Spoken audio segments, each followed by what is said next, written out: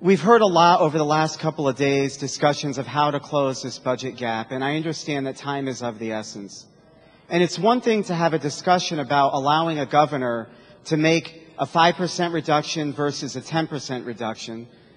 But what this language is actually doing is going to allow the governor to actually change programs.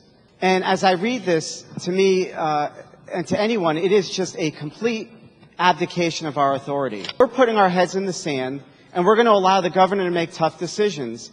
And if the governor makes a change to a program that affects our constituents, our response is, well, we gave him that authority. I didn't like that decision, just like you didn't. And frankly, that's what we are elected to do, to represent our constituents.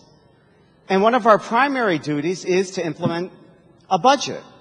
And I am certainly concerned that all of our constituents will no longer have representation under this budget. We are excluding an entire branch of government from the decision-making process.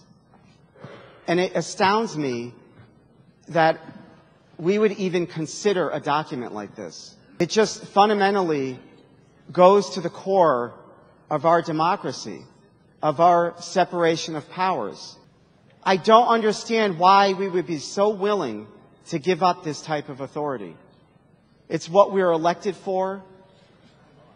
And certainly, when I go back home, I make it very apparent what my positions are to my constituents.